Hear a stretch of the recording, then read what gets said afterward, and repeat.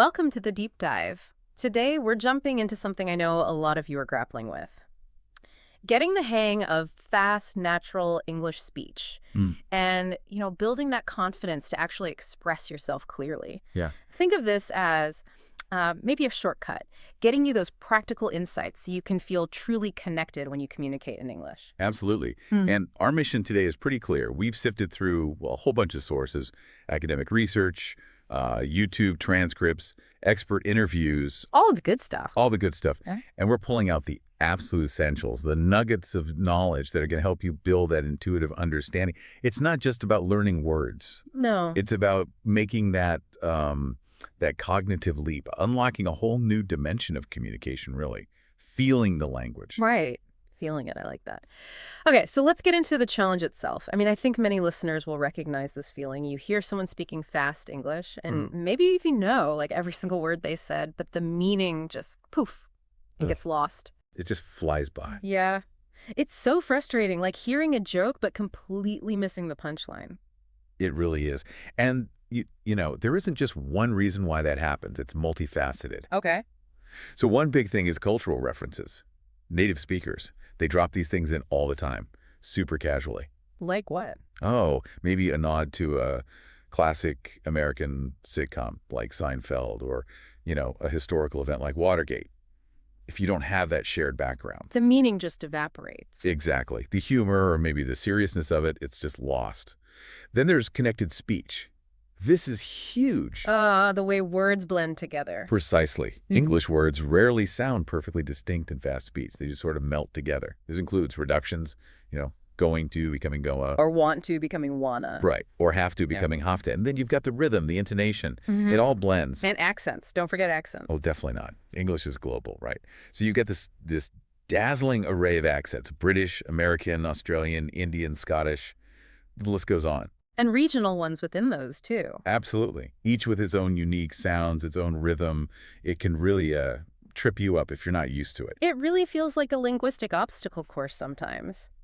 So, okay, with all these tricky bits, the culture, the connected speech, the accents making fast English feel like, I don't know, a locked safe? Yeah. What's the main thing we're trying to build here? What's the goal? The ultimate goal, really, is to train your brain Okay. to process all these different patterns naturally. So it starts working a bit more like a native speaker's brain does, Yeah. for that intuitive understanding. So, less conscious effort, more just getting it. Exactly. It's not about catching every single word. It's about building a subconscious grasp, understanding how things like reductions in rhythm and context, Hmm. how they all intertwine, how they dance together. I like that dance together. Yeah. It lets you almost predict what's coming next. You move beyond that slow word-by-word decoding. Into just understanding the flow. Precisely. Intuitive comprehension. That makes a lot of sense. Yeah. Building that subconscious fluency. Okay, you mentioned active listening earlier. You said it's the cornerstone. It truly is. So this is obviously way more than just, having the radio on in the background. Oh, much, much more. Active listening it's deliberate, it's focused. It's like a workout for your ears. A workout. Okay. And strategy is key. You can't just listen passively and hope for the best. So what's the strategy? You mentioned an exercise. Yes, a really powerful one. It's repeatable, something you can do daily to build what we call ear acuity. Your acuity, sharpness. Exactly. Your ear's ability to distinguish sounds clearly. Mm-hmm. So here's how it works. 3 passes. First pass. Just. Find a short audio clip, maybe 3 to 5 minutes long. Yeah. Listen to it just once. Yeah. Your only goal. Get the general idea, the big picture. So don't stress about words I miss. Not at all. Don't get bogged down. Just focus on the overall meaning. This trains your brain to prioritize comprehension over perfection. Okay, just the main message first. Got it. What's next? Second pass is recognition. Listen again to the same clip. But this time, your job is to actively identify and maybe jot down, say, 5 to 10 specific words or short phrases you clearly recognize. Like finding anchors in the stream of sound. That's a perfect way to put it, anchor words. It trains your ear to pick out distinct elements from that continuous flow. Clever. Okay, pass 1. Just. Pass 2. Recognition. What's the third pass? The third pass is where the real deep learning happens. It's repetition and familiarity. Play the clip again. Okay.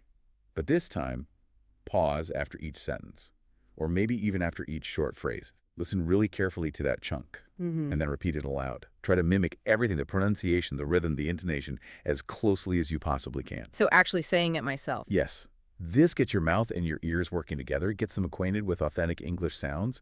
You're building muscle memory. Oh, okay. And that solidifies the connection between the sounds you hear and the sounds you produce. It's absolutely vital for developing that intuitive understanding we talked about. I can really see how that structured approach would build skill over time. Okay, quick question though, subtitles. Helpful, harmful? Bit of both. Subtitles. They're definitely a double-edged sword. Right. They are incredibly valuable tools, especially at the beginning. They help you connect the sounds you're hearing to the written words. It builds confidence. Okay, so they have their place. They do, but you need to use them strategically. Think of them like training wheels on a bike. Good analogy. They help you get your balance initially. Yeah. But the goal is always to take them off. Right, so you can ride on your own. Exactly. As soon as you feel comfortable enough, try switching to English-only subtitles, or even better, no subtitles at all. This forces your brain to stop relying on that direct translation safety net and really start processing the audio directly. Makes sense. Push yourself a bit. Mm. Okay, so we're tuning our ears with active listening. How do we specifically tackle those really tricky things, like the blended sounds, the rhythm, the stuff that makes fast speech sound like a blur? Right. This is where we get into mastering the nuances, the sounds, the rhythm, the flow. It gets really interesting here. Okay, let's dive in. Let's start with connected speech and those reductions we mentioned. Like gonna and wanna. Exactly. Native speakers use these constantly without even thinking. Going to becomes gonna want to, becomes wanna have to, is often hafta. Even things like could have get squished into could have. They're everywhere once you start listening for them. They really are. So, a practical tip. Write down the full form and the reduced form side by side, like going to gonna, Okay. then practice saying both aloud. Get comfortable with how the reduced form sounds and feels. Make it active. Yes. And then turn it into a bit of a game. Find short clips, maybe from conversational TV shows like Friends or The Office. Good examples. Or YouTube vlogs are great too. Listen to a 5-minute segment and just count. How many times do you hear gonna? How many times do you hear wanna? Like a scavenger hunt for sounds. Exactly. It makes you actively listen for these specific features in real-world speech. You'll probably be surprised how often they pop up. I bet. Okay, so that's connected speech. What else is crucial for mastering the nuances? Well, vowel pronunciation is another huge one, especially for understanding different accents and also for making sure you are understood clearly. How so? Think about just one letter, the letter A. In English, it can have something like 7 distinct ways it's pronounced. For just A. Yep. Think cat, father, about H, cake, call, care. Understanding these subtle differences is really critical, both for decoding what you hear and for, reducing your own accent, if that's a goal. Wow, okay. That really highlights the level of detail involved. So to tie this all together, the sounds, the reductions, the vowels, how do we get our mouths and ears really in sync with the overall rhythm and flow? You mentioned dancing earlier. How do we learn the steps? That's where a technique called shadowing comes in. It's incredibly powerful. Shadowing. Okay, tell me more. Shadowing is essentially mimicking a speaker in real time. Real time, like as they're speaking. Almost. You're just a fraction of a second behind them. You're not just copying the words. This is crucial. You're copying their speed, their intonation, the ups and downs, the melody of their voice and their rhythm. So copying the music, not just the lyrics. Exactly. Think about shadowing a professional dancer to learn their routine. You wouldn't just copy the positions. You'd copy the timing, the flow, the energy. Right, the whole performance. It's the same with speech. Shadowing helps you internalize the natural cadence and flow of English. It builds both your listening skills and the physical coordination for speaking, that motor memory. Okay, that sounds challenging but really effective. How do we actually practice shadowing? What's the process? Here's how you do it. First, choose a short audio clip. 1 or 2 minutes is plenty to start. What kind of clip? Something with a clear speaker, a podcast segment, maybe a news report, a TED Talk. Speakers like Chimamanda Ngozi Adichie or Simon Sinek are often very clear and engaging. Okay, got a clear speaker, 1 to 2 minutes, then what? Listen to it once, just for the gist. Get the main idea. Right, first pass like before. Then play it again. And this time, immediately, almost simultaneously, start repeating what you hear. Try to say just that fraction of a second behind the speaker. Wow, okay. And focus. Yeah. Focus on replicating the sounds, the pace, the rhythm, those melodic contours. The pitch changes. Don't worry too much if you stumble or miss words, especially at first. The main goal isn't perfect accuracy. No, the primary goal is to reproduce the musicality, the rhythm and intonation. That's what gets your mouth and ears truly in sync. Okay, shadowing. Got it. That really seems like it could help internalize the feel of the language. But what about when a whole sentence just feels like a blur? Even if you try to shadow, it just flies by too fast. Ah, the auditory blur. Yeah, we need strategies for that too. This brings us to techniques like chunking and dictation. Chunking and dictation. Okay. So chunking first. Native speakers don't process language word by word. We process it in natural chunks or thought units, groups of words that belong together. Right, like phrases. Exactly. So for chunking practice, you play a sentence, then hit pause, try to write it down, but specifically break it into the chunks you think you heard. Where did the pauses seem to fall? Where did the intonation shift? So identifying those thought units by ear. Precisely.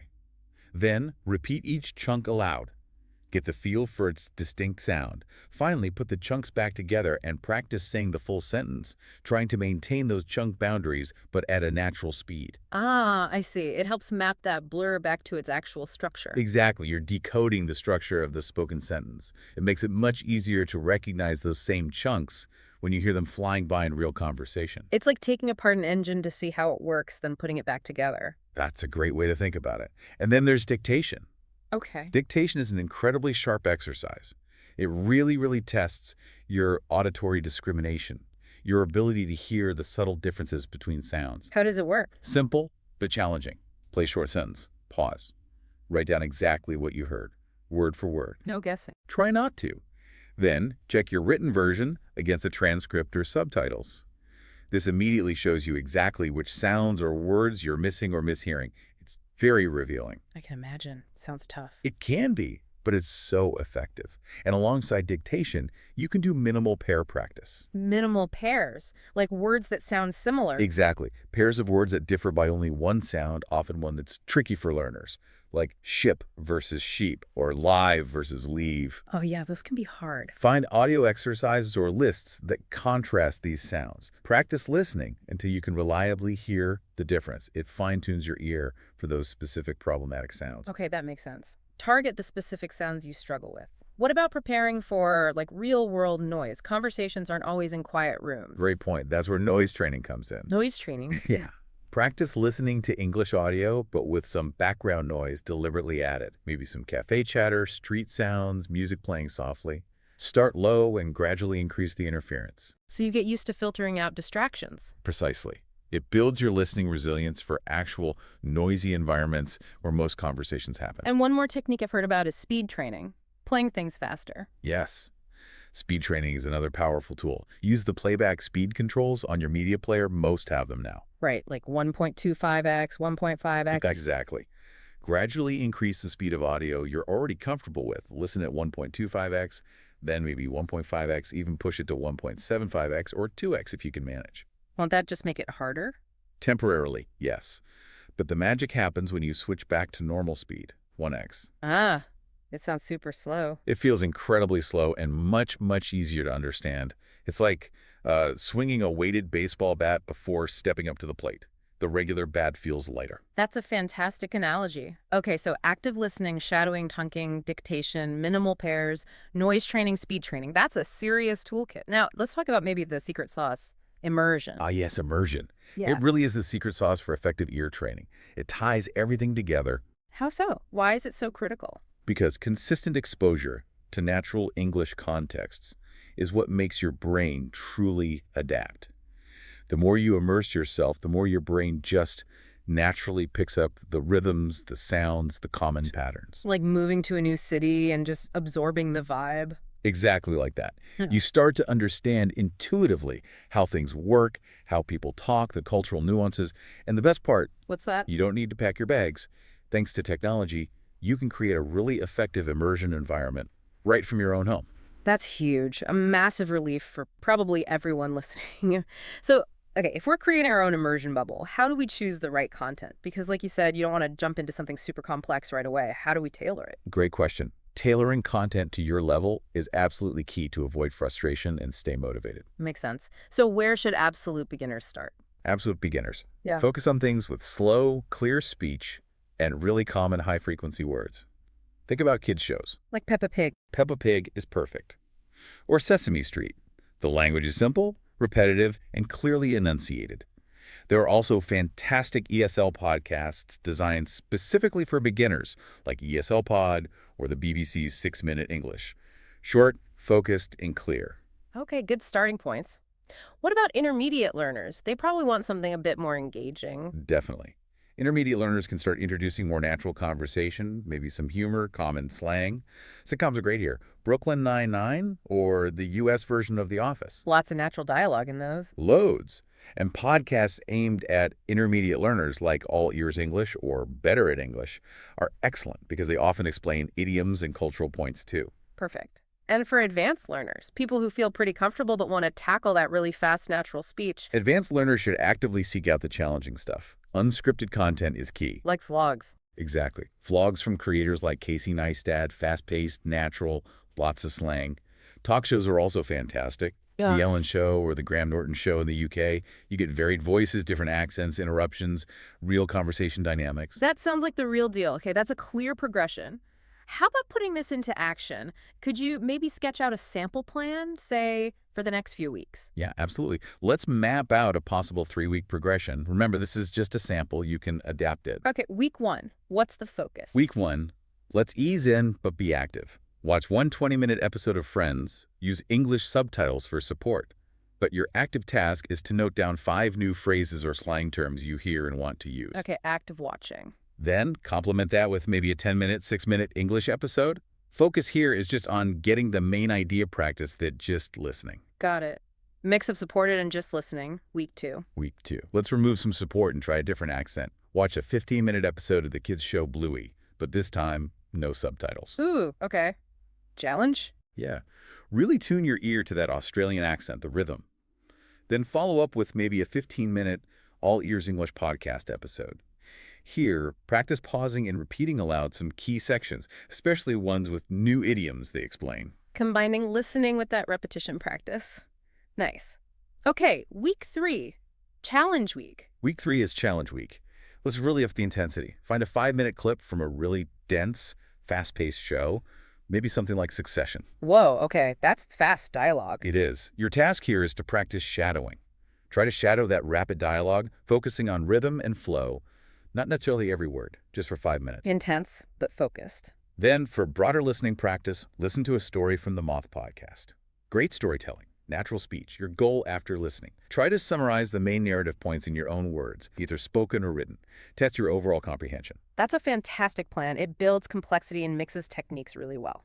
Okay, but let's be real. This isn't always easy. People hit roadblocks. What about those common hurdles, the frustrations, the mental blocks? So important to address those, because they will happen. It's part of the process. What's the biggest one you hear about? Probably a fear of missing words. People get really hung up on not catching every single word. Yeah, perfectionism. Exactly. And the key mindset shift here is, it is absolutely okay not to understand everything, Yeah. especially when you're starting out or listening to something challenging. Aim for the main idea, the overall gist. Focus on the big picture again. Yes. Context is your best friend. If you're catching, say, 60–70% of the main points, you're doing incredibly well. Don't let striving for 100% stop you from listening at all. That's really reassuring. What about just feeling tired? Active listening sounds exhausting. It is mentally taxing, especially at first. So acknowledge that. Don't try to do hour-long sessions right away. Start short, 5 minutes, 10 minutes, and take conscious breaks. Listen smart, not just hard. Exactly. It's a marathon, not a sprint. Your listening stamina will build up over time, just like physical stamina. Be patient with yourself. Good advice. And what if you just feel stuck? Like you're not making progress? That feeling is normal too. The key is to continuously challenge yourself, but gently. Gently. Yeah, don't jump from Peppa Pig straight to a dense philosophical debate. Each month, maybe try progressing to slightly more difficult content. If you are comfortable with sitcoms, try an unscripted vlog. If vlogs feel okay, try a podcast with faster speakers or multiple accents. Gentle escalation is the way forward. Keep pushing the boundary just a little bit. Small, consistent steps. And this is crucial. Celebrate your wins. Yes. Important. Actively notice and acknowledge when you achieve something. Did you understand a joke without having to rewind? Did you follow a whole podcast segment easily for the first time? Did you use a new phrase in conversation? Little victories. Those small steps add up to huge gains over time. Yeah. Celebrating them reinforces your effort, keeps you motivated, and fuels your drive to keep going. Absolutely. Those mindset shifts are just as vital as the listening techniques. Okay, let's shift gears slightly towards the end here. Let's get super practical. We've talked a lot about understanding, but how does this translate into using English?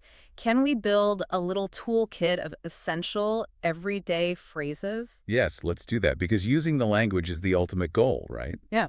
And these phrases are ones you'll hear constantly, often in those reduced connected forms we discussed. Practicing them helps solidify the sounds too. Perfect. Where should we start? Maybe just initiating contact. Good place. So simple greetings, how's it going? Super common, casual. You'll often hear it slurred a bit, like how's it going? Right. Or asking about someone's recent life. What have you been up to? Again, listen for the reduction. What have you been up to? And a common reply. A simple, slightly vague one is, I've been keeping busy. Concise. Okay, basic greetings covered. What about talking about your day? Really useful idiom if you're busy is, I've got a lot on my plate today. Remember, it's figurative, not about actual food. Haha, right, lots of tasks. If it's a tough day, you might say, I just need to get through today. It conveys that feeling of weariness or stress. We've all had those days. And on the positive side, if someone does something nice, that made my day. Or directly to them, you made my day. Great for expressing genuine appreciation. Love that one. Oh. Okay, super common situation. Ordering food or drinks. The standard polite way. Could I get an item, please? Emphasize the could. It sounds softer than can. And the please is essential. Notice how could I often blends to could I. Okay, could I get a coffee, please? Got it.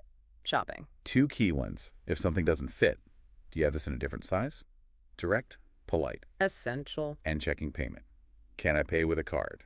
Crucial to ask nowadays. Again, listen for can I, sounding like can I. Good practical stuff. How about making plans with people? Classic opener. Are you free this weekend? Remember, free means available time, not cost. Right. For a casual meal suggestion, let's grab a bite to eat. Grab often blends together. Very natural. And a simple way to agree to a plan. Sounds good to me. Easy, positive. Okay, final category. Asking for help. We all need to do it. Absolutely. For directions or finding something. Excuse me, do you know where place is? That, excuse me, first is key for politeness. Crucial interruption softener. A slightly softer alternative. I'm looking for something someplace. States your need and invites help. Nice. And the big one.